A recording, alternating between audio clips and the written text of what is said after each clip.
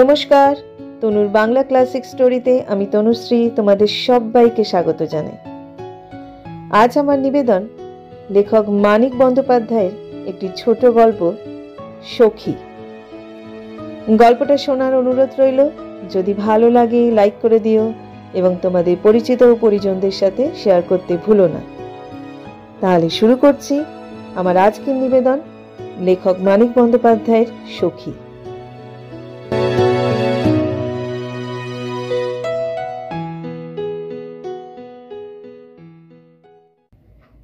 সদরের কড়া নড়তে এক মুহূর্ত অপেক্ষা করে বিভা বলে, দেখ তো রিনা, কে কাদের চায়? উপরে নিচে 5 ঘর ভাড়াটে, উপরে 3, নিচে 2। বাইরে লোক এলে দরজা খুলে খোঁজ নেবার দায়িত্ব স্বভাবতই নিচের তলার ভাড়াটে তাদের উপর পড়েছে, বিভা এবং কল্যাণীদের। সদর থেকে ভিজে স্যাঁতস্যাঁতে একরত্তি উঠোনটুকু পর্যন্ত সরু প্যাসেজের এপাশে ঘরটা তাদের, ওপাশেরটা কল্যাণীদের। ভিতরে আরও একখানা ছোট ঘর তারা পেয়েছে, কিন্তু রান্নাঘর মোটে একটি। কল্যাণীরা রান্নাঘরের ভেতরে রাঁধে, বিভা রাঁধে বারান্দায়। তবে সুবিধা অসুবিধার হিসাব ধরলে লাভটা কাদের হয়েছে ঠিক করা অসম্ভব। রান্নাঘরখানা খুবচি, আলো বাতাস খেলে না। উনান ধরালে একেবারে হাড় কাঁপানো দিনগুলো ছাড়া শীতকালেও ভ্যাপসা গরমে বেশ কষ্ট হয়। নিঃশ্বাস আটকে আসে। মাঝে মাঝে ছুটে বেরিয়ে উঠোনে দাঁড়িয়ে আকাশের ফালিটুকুর দিকে মুখ তুলে হাঁপ ছাড়তে হয়। বারান্দায় আবার জায়গা এই এতটুকু, নড়াচড়া করতেও অসুবিধা হয়। সাধারণত কল্যাণীরাই সদরের কড়া নাড়ায় বেশি সাড়া দেয়, তাড়াতাড়ি বেশ একটু আগ্রহের সঙ্গে দেয়। বিবাদের বা উপরতলার ভাড়াটেদের কাছে লোকজন কদাচিৎ আসে। কল্যাণীরা নিজেরাও সংখ্যায় অনেক বেশি। দেখা করতে, বেড়াতে বা কাজে বাইরের লোকও ওদের কাছেই বেশি আসে। অন্য ভাড়াটেদের তুলনায় বাইরের জগতের সঙ্গে ওদের যোগাযোগ অনেক বেশি। কল্যাণীরা সম্ভবত রান্নাঘরে খেতে বসেছে বা অন্য কাজে ব্যস্ত আছে। বিভার রান্না খাওয়ার পাট অনেক আগেই চুকে যায়। 2-1 মিনিট দেখে ওদের কাছে লোক এসেছে ধরে নিয়েও শোয়া রিনাকে তুলে সে খবর নিতে পাঠিয়ে দেয়। এইটুকু করতে হয় এক বাড়িতে থাকলে। ক্ষীণ অস্পষ্ট আশা কি জাগে বিভার মনে যে আজ হয়তো তার কাছেই কেউ এসেছে। কেউ তো একরকম আসেই না, যদি বা কেউ আজ এসে থাকে। একটু পরেই ফ্রক পরা 3 বছরের একটি মেয়ের হাত ধরে বিভার সমবয়সী একটি মেয়ে খোলা দরজার সামনে এসে দাঁড়ায়। ভাবতে পেরেছিলি কেমন চমকে দিয়েছি? তাকে দেখেই বিভা ধর্মর করে উঠে বসেছিল। ব্যাকুল ও উৎসুক কণ্ঠে সে বলে, রানী, ইস কি রোগা হয়ে গেছিস, কি চেহারা হয়েছে তোর। রানী যেন বেশ একটু ভড়কে যায়, মুখের হাসি খানিকটা মিলিয়ে আসে। তা যদি বলিস, তুইও তো কম রোগা হোসনি, কালো হয়ে গেছিস যে, তোর অমন রং ছিল। 2 সখী ব্যাকুল ও প্রায় খানিকটা ভীতভাবে পরস্পরের সর্বাঙ্গে চোখ বুলিয়ে দেখতে থাকে। দুজনেরই ভাঙা চোরা অতীতের প্রতিবিম্ব নিয়ে যেন দুটি আয়নার মতো তারা পরস্পরের সামনে এসে দাঁড়িয়েছে। এমন খারাপ হয়ে গেছে চেহারা, এত ময়লা হয়েছে রং, অমন ক্লিষ্ট হয়েছে চোখ, এতখানি উপে গেছে স্বাস্থ্যের জ্যোতি, রূপ লাবণ্য। প্রতিদিন আয়নার সামনে তারা চুল বাঁধে, মুখে পাউডার, সিঁথিতে সিঁদুর দেয়, নিজেকে রোগা মনে হয়। কখনো একটু আফসোস জাগে। কিন্তু আজ বন্ধুর চেহারা চেয়ে দেখার আগে পর্যন্ত তারা ধরতেও পারেনি বছরে কি শোচনীয় পরিবর্তন ঘটে গেছে নিজের দেহেও, কিভাবে শুকিয়ে সিটকে গেছে। আয় রানী, বস, কটি হলো? বিভা রানীর মেয়ের হাত ধরে কোলে টেনে নেয়। কটি আবার? এই একটি। তোর?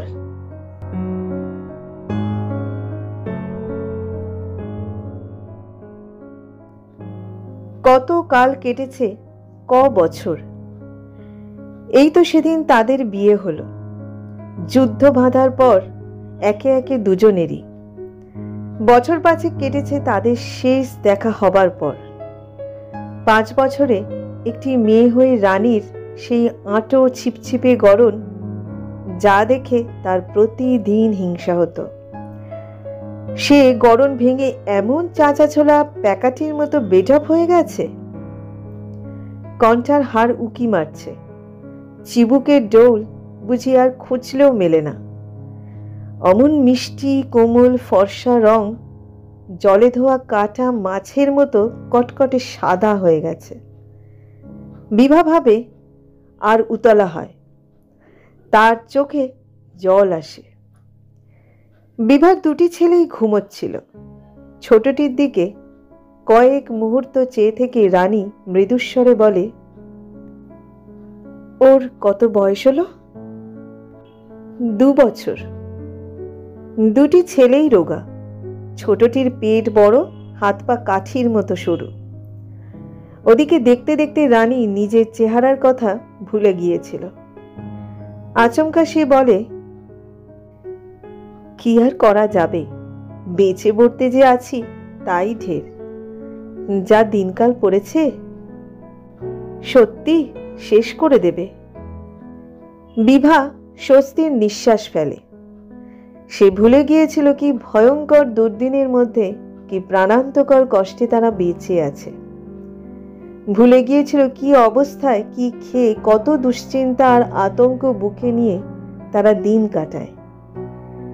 ছেলেবেলা থেকে শুনে শুনে আর অস্পষ্ট অনুভব করে মনের মধ্যে যে রহস্যময় ভীতিকর একটা চোরা বালির স্তর গড়ে উঠেছে, যার অতল বিষাদ আর হতাশায় মিছে মায়ার মতো দুদিনের অর্থহীন। লীলা খেলার মতো জীবন যৌবন তলিয়ে যায়, সেটা আজ আলোড়িত হয়ে উঠেছিল। এই তবে জীবনের রীতি নীতি, মানুষের বাঁধা ধরা অদৃষ্ট যে এত তাড়াতাড়ি তারুণ্য, আনন্দ, উৎসাহ সব শেষ হয়ে যায়। জীবনের এই চিরন্তন নিয়মেই সে আর বিভা জীবনটা শুরু করতে না করতে মাত্র 25-26 বছর বয়সে এমন হয়ে গেছে। রানী তাকে মনে পড়িয়ে দিয়েছে, না তা নয়, জীবন অত ফাঁকিবাজি নয়, এমন ভঙ্গুর নয় দেহ। শুধু খেতে পড়তে না পেয়ে, চিন্তায় ভাবনায় জর্জরিত হয়ে, হাসি খুশি আমোদ আহ্লাদের অভাবে তাদের এই দশা। একা এসেছিস রানী? একা কেন, ঘোড়ায় চেপেই এসেছি, দরজায় দাঁড়িয়ে আছে।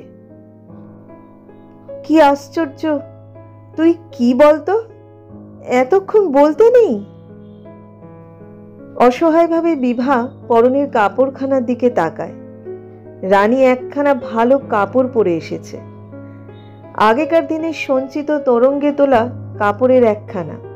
বিয়েবাড়ির মতো বিশেষ উপলক্ষ ছাড়া কেউ যা পরে না, পরলে মানায়ও না। এ রহস্যের মানে বিভা জানে, তারও ওই একই অবস্থা।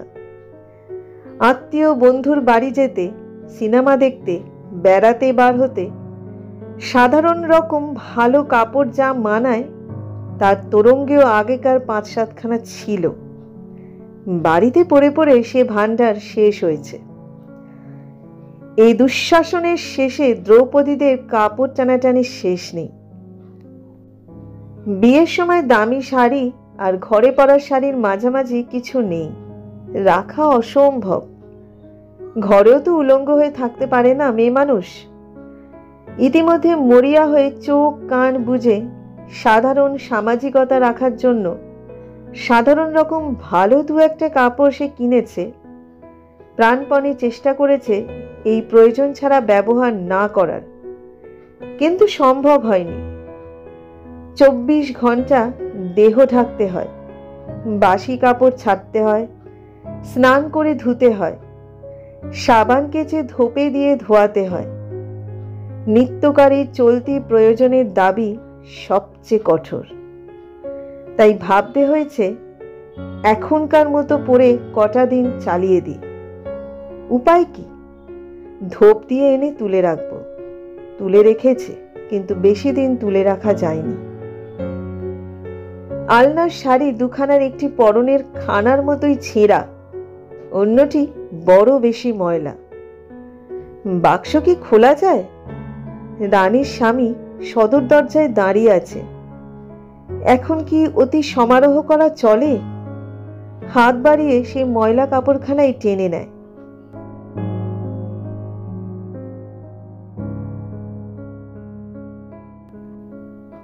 কল্যাণী অমিয়কে জিজ্ঞাসা করছিল, কাকে চান? কল্যাণী বিভার চেয়ে 10 বছরের বড় হবে, তার বেশি নয়। তার দুটি ছেলে মেয়ে, সংসারে 11 জন লোক। সেই চাপে তার লজ্জা শরম মুষড়ে গেছে। আঁচিয়ে উঠে সদরে মানুষ দেখে এক কাপড়ে সে অনায়াসে তার প্রয়োজন জানতে এসেছে। তার সংকোচ নেই, দ্বিধা নেই, অস্বস্তি নেই। দাসীর মতো দেখায় না রানীর মতো দেখায় বাইরে অজানা লোকের কাছে, চোখে কেমন লজ্জাকর ঠেকে এ চিন্তার অঙ্কুর বুঝি তার গজায় না তার মনে। এমন শক্ত অনুর্বর হয়ে গেছে তার এই মধ্যবিত্তের অভিমান। কিন্তু কি ভয়ানক কথা, নিজেও বিভাজে এগিয়ে এসেছে ব্লাউজ না গায়ে দিয়েই। এটা তারও খেয়াল হয়নি। তাড়াতাড়ি ছিঁড়ে যায় বলে 10টা নাগাদ বাড়ির পুরুষরা আপিসে কাজে বেরিয়ে গেলে সে ব্লাউজ খুলে ফেলে। বিকালে পুরুষদের ফেরার আগে একেবারে গা ধুয়ে আবার গায়ে দেয়। খালি গায়ে থাকাটা কি তারও অভ্যেস হয়ে গেল কল্যাণীর মতোই? দাসী চাকরানি মজুরানির মতোই? কান দুটি গরম হয়ে ওঠে বিভার। আমাদের এখানে এসেছেন, সে কল্যাণীকে বলে। সেই যে রানীর কথা বলেছি আপনাকে, আমার ছেলেবেলার বন্ধু, তার স্বামী। আপনার অসুখ নাকি? কল্যাণী বিনা ভূমিকায় প্রশ্ন করে। অসুখে পড়েছিলাম, এখন সেরে উঠেছি। কল্যাণী বোধহয় কথাটা বিশ্বাস করে না। অমিয়র চেহারায় সেরে ওঠার লক্ষণ খুঁজে পাওয়া সত্যিই কঠিন। কোনো রোগ সেরে গেলে এই রকম চেহারা হয় না মানুষের, রোগ বজায় থাকলেই হয়। কালি পড়া চোখে শুধু তার দৃষ্টিটা উজ্জ্বল ঝকঝকে। ওহো, মনে পড়েছে, কল্যাণী আচমকা বলে। আপনারই গুলি লেগেছিল, কাগজে পড়ে বিভা বলেছিল আপনার কথা। এত বড় কথাটা ভুলে যাবার জন্য কল্যাণী অপরাধীর মতো হাসে। অসুখও হয়েছিল, অমিয় বলে। 10 মিনিটের বেশি অমিয় বসে না। কাজে যাবার পথে সে রানীকে শুধু পৌঁছে দিতে এসেছে। বেচারির গুলিও লেগেছে, সরকারি দপ্তরের চাকরিটিও গেছে। বন্ধুরা একটি কাগজে মোটামুটি একটা কাজ জুটিয়ে দিয়েছে। ঘটনাচক্রে কাগজটি আবার সরকার বিরোধী। কাগজটাই কবে বন্ধ হয়ে যায় ঠিক নেই। কিন্তু অমিয়কে বিশেষ শঙ্কিত মনে হলো না, বরং কেমন একটা বেপরোয়া ভাব এসেছে। কি জানেন, সব 19 আর 20। সে বিভাকে বলে। ওছাতার চাকরি থেকেই বা কি এমন স্বর্গলাভ হচ্ছিল? ঘরে বাইরে চাকরির মর্যাদা রাখতে প্রাণ যায় যায় অবস্থা। নিজের মনটাও মানে না। যেমন হোক চাকরি তো করি, মাস গেলে মাইনে তো পাই, যা হোক। একদম মিনিমাম ভদ্রলোকের স্ট্যান্ডার্ড তো অন্তত রাখতে হবে। সে এক ছুঁচো গেলার অবস্থা। পেটও ভরতে পারি না, না খেয়ে মরতেও পারি না। এখন শালা বেশ আছি, হয় এসপার নয় ওসপার, ব্যাস। অনায়াসে বিনা দ্বিধা সংকোচে সে বিভার সামনে শালা শব্দটা উচ্চারণ করে। সত্যি করে কি ছোট লোক হয়ে গেছে শিক্ষিত, মার্জিত ভদ্র সন্তান। পাশে কোথাও রেডিওতে মিষ্টি অলস সুরে গান বাজছে, উঠোনে এঁটো বাসনের ঝনঝনানি। কল্যাণীদের বাসনের সঙ্গে দোতলার এঁটো বাসনও উঠোনে এসে জড়ো হচ্ছে। একসঙ্গে ছোট ছেলে মেয়ে কাঁদছে, 3টে অথবা 4টে, সংখ্যাটা ঠিক ধরা যায় না। উঠে দাঁড়িয়ে অমিয় বলে, আপনার চিঠি পাবার পর থেকে বাড়ি বয়ে এসে ঝগড়া করার জন্য কোমর এঁটে বসেছিল। আমার অসুখের জন্য দেরি হয়ে গেল। কিসের ঝগড়া? বলেনি? চিঠিটা পড়ে কেবলই বলতো, দেখলে ছেলেবেলার বন্ধু কত ভাবছিল, কাগজে গুলি লাগার খবর পড়ে একটা চিঠি লিখে দায় সেরেছে। কর্তাটিকে পাঠিয়েও তো খবর নিতে পারত। ওহো, এই ঝগড়া। বিভা সত্যই বৃত বোধ করে। যাব মনে করেছিলাম, ওকে তাগিদ দিয়েছি, 1 মাসের ওপর যাব করছেন, কিন্তু যেতে পারেননি। কোটরে বসার চোখের উজ্জ্বল দৃষ্টিতে সোজা বিভার মুখের দিকে তাকিয়ে 10 মিনিটে গড়া আশ্চর্য অন্তরঙ্গতায় মুখের কথা কেড়ে নিয়ে অমিয় সহজ সহানুভূতির সায় জানিয়ে বলে, আপিস, ছেলে পড়ানো, বাজার, রেশন, কয়লা, ওষুধ, ডাক্তার, কি করেই বা পারবেন? এখনো ছুঁচো গেলার অবস্থা। বিভা প্রাণ খুলে হাসে। অমিয় চলে গেলে বিভা সহজভাবে বলে, নে কাপড়টা ছেড়ে হাত পা এলিয়ে বস, সংসেজে থাকতে হবে না। সত্য কথা বলতে কি, রানীকে এতক্ষণ সে প্রাণ খুলে গ্রহণ করতে পারেনি। ভিতরে একটা আবিষ্ট ভাব বজায় থেকে গিয়েছিল। খুশি হলেও সে আনন্দে খাত ছিল। হোক সে ছেলেবেলার সখী, মাঝখানে অনেক ওলট পালট হয়ে গেছে চারদিকে। ও তার নিজের জীবনে কে বলতে পারে তাকে কিরকম দেখবে কল্পনা করে এসেছে রানী? তার কাছে কিরকম ব্যবহার আগে থেকে মনে মনে চেয়ে এসেছে? হয়তো অনেক কিছু অন্যরকম দেখে তার ভালো লাগছে না, হয়তো সে ভুল বুঝছে তার কথা ও ব্যবহার, আরো হয়তো ভুল বুঝবে। এই 1খানা আর পাশের 8খানা নিয়ে 1.5খানা ঘরে কত দিকে যে বিষিয়ে গেছে জীবনটা, সে নিজেই কি খানিক খানিক জানে না? রানী এসে দাঁড়ানো মাত্র তার ফ্যাকাশে ম্লান চেহারা দেখে উতলা হওয়ার সঙ্গে প্রাণটা তার ধক করে উঠেছিল বিপদের আশঙ্কায়। তার সখী এসেছে, এককালে দিনে অন্তত একবার যাকে কাছে না পেলে সে অস্থির হয়ে পড়ত। এতদিন পরে সেই সখী এসেছে তার ঘরের দরজায়। আনন্দে উচ্ছ্বসিত হয়ে ওকে তো সে অভ্যর্থনা করতে পারবে না। হেসে কেঁদে অনর্গল আবোল তাবোল কথা যা মনে আসে বলে গিয়ে প্রমাণ দিতে পারবে না সে কৃতার্থ হয়েছে, সে সাধ্য তার নেই। হাজার চেষ্টা করেও বেশিক্ষণ সে আনন্দোচ্ছ্বাস বজায় রাখতে পারবে না। ঝিমিয়ে মিয়ে তাকে যেতেই হবে। কি ভাববে তখন রানী? কি বিশ্রী অবস্থা সৃষ্টি হবে। আরো ভেবেছিল বিকাল পর্যন্ত যদি থাকে চায়ের সঙ্গে ওকে কি খেতে দেব। ওর মেয়ে যদি দুধ খায়, দুধ কোথায় পাবো? শ্রান্তিতে যদি ওর হাই ওঠে, বিছানায় কি পেতে দিয়ে ওকে আমি শুতে দেব। 10 মিনিটের মধ্যে অমিয় তাদের সখিত্বকে সহজ করে বাস্তবের দৃঢ় ভিত্তিতে প্রতিষ্ঠিত করে দিয়ে গেছে। বিভার আর কোনো ভয় নেই, ভাবনা নেই, সংকোচ নেই। কারণ কোনো অভাব, কোনো অব্যবস্থার জন্য রানী তাকে দায়ী করবে না। তার মেয়ে দুধের খিদে কাঁদলে সে যদি শুকনো 2টি মুড়ি শুধু তাকে খেতে দেয়, তাতেও নয়। চাদরের বদলে ময়লার ন্যাকড়া পেতে দিলেও গা এলিয়ে রানী তাকে গাল দেবে না মনে মনে। এটুকু অমিয় তাকে বুঝিয়ে দিয়ে গেছে।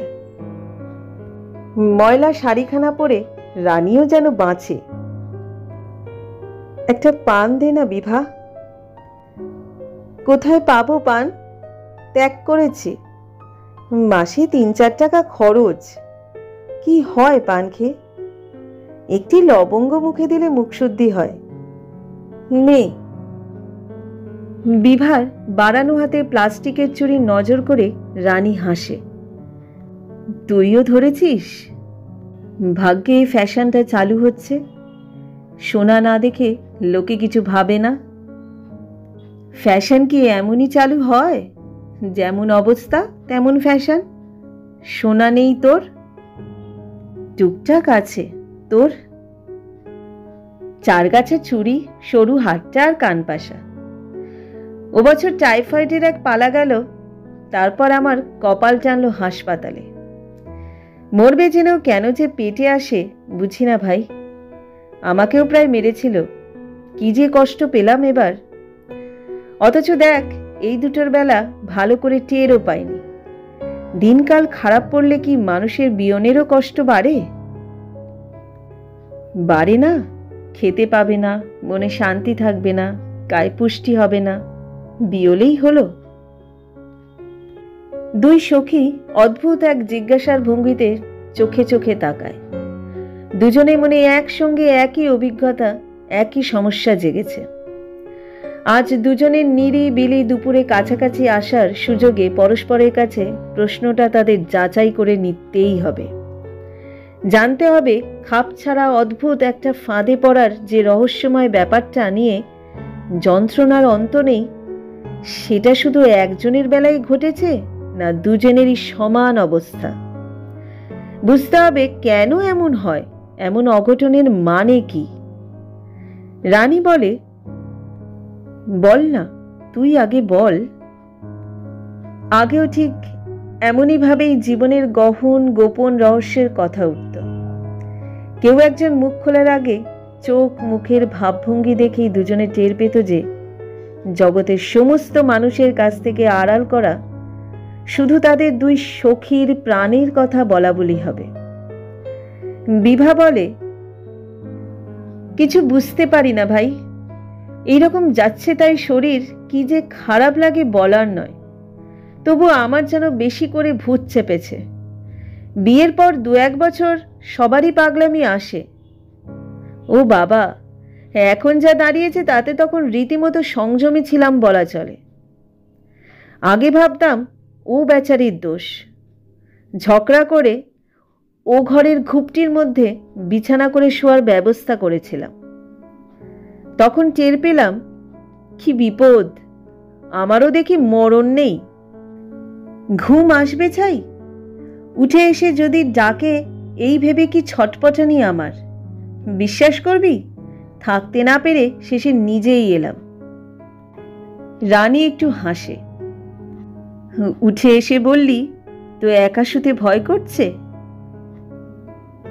তোরও তবে ওই রকম? বিভা যেন স্বস্তি পায়। কি তবে, তোর একরকম আমার অন্যরকম? দুই সখী আশ্চর্য হয়ে পরস্পরের মুখের দিকে চেয়ে থাকে। রানী বলে, তবে আমার আজকাল কেটে গেছে। অন্যদিকে মন দিতে হয়, তোরও কেটে যাবে। একটু ভেবে রানী আবার বলে, আমার মনে হয় এ একটা ব্যারাম। ভালো খেতে না পেলে ভাবনায় চিন্তায় কাহিল হলে এরকম হয়। ছেলেপিলেকে দেখিস না, পেটের ব্যারাম হলে বেশি খাই খাই করে, চুরি করে যা তা খায়। চুরি করেও খাস নাকি তুই? দুই সখী হেসে ওঠে। সেই এক মুহূর্তের হাসির ক্ষীণ শব্দ সঙ্গে সঙ্গে কোথায় মিলিয়ে যায় শিশুর কান্না, বাসন নাড়ার শব্দ মেশানো দুপুরের স্তব্ধতায়। শুধু শিশুর কান্না নয়, এবাড়ির দোতলাতেই মেয়েলি গলায় একজন সুর করে কাঁদছে। উপরতলায় একজন ভাড়াটে রমেশ, তার বুড়ি মা, রমেশের ছোট ভাই অশেষ সবই কলেজ থেকে বেরিয়ে চাকরির ধান্দায় ঘুরতে শুরু করেছিল। কদিন আগে টিবি রোগে সে মারা গেছে। এই সেদিন দেখেছি চলাফেরা করছে। বিভা হঠাৎ শিউরে উঠে বলে, দিন রাত ঘুরে বেড়াতো, ওর সঙ্গে তর্ক করত আমরা স্বাধীনতা পেয়েছি কিনা। এই বিছানায় বসে একদিন রাত্রে কথা কইতে কইতে কাঁচতে শুরু করলো। এক ঝলক রক্ত উঠে চাদরে পড়ল। কিরকম ভ্যাবাচাকা খেয়ে যে চেয়ে রইল ছেলেটা। আগে একটু আধটু রক্ত পড়েছে, গ্রাহ্যও করেনি। সেদিন প্রথম বেশি পড়ল। নিজের শরীরটাকে পর্যন্ত গ্রাহ্য করে না। কি যে হয়েছে আজকালকার ছেলেরা। আনমনে কি যেন ভাবে, একটু ম্লান হেসে বলে, প্রথমে ঠিক হয়েছিল চাদরটা পুড়িয়ে ফেলব, কিন্তু তাহলে সঙ্গে সঙ্গে আবার একটা চাদর কিনতে হয়। শেষ পর্যন্ত তাই। এ কথাটাও বিভা শেষ পর্যন্ত বলে উঠতে পারে না, আবার আনমনা হয়ে যায়। কি ভাবি জানিস রানী, শুধু শাক পাতা আর পচা চালে দুমুঠো ভাত খায় না, এক ফোঁটা দুধ না এক ফোঁটা মাছ। এই খেয়ে আপিস করা, রাত 9টা পর্যন্ত ছেলে পড়ানো। একদিন যদি ওই রকম কথা কইতে কইতে কাঁচতে শুরু করে, আর এ কথারও শেষটা মুখে উচ্চারণ করা অসম্ভব। রানী অসম্ভবকে সম্ভব করে যোগ দেয়, রক্তে বিছানা যদি লাল হয়ে যায়। আমিও আগে এরকম আবুল তাবুল কত কি ভাবতাম। রক্তে একদিন রাস্তাই লাল হয়ে গেল, আর ভাবি না। কি আছে অত ভয় পাবার, ভাবনা করার? সংসারে কুলি মজুরও তো বেঁচে আছে, বেঁচে থাকবে।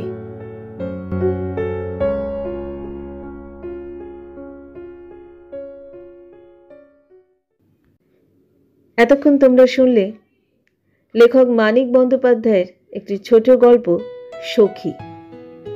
গল্পটা কেমন লাগলো অবশ্যই তোমরা কমেন্ট করে জানিও। এরকম নতুন গল্পের আপডেট পেতে হলে যদি আমাকে যোগ্য মনে হয় তাহলে আমার চ্যানেলটাকে সাবস্ক্রাইব করে দিও এবং পাশে থাকা বেল আইকনটি অবশ্যই ক্লিক করে দিও, যাতে নতুন গল্পের সমস্ত নোটিফিকেশন সবার আগে তোমাদের কাছে পৌঁছয়। আজকের মতো বিদায় নিচ্ছি। খুব শিগগিরই ফিরবো অন্য আরেকটা নতুন গল্প নিয়ে। সবাই ভালো থেকো, সুস্থ থেকো এবং অবশ্যই সাবধানে থেকো।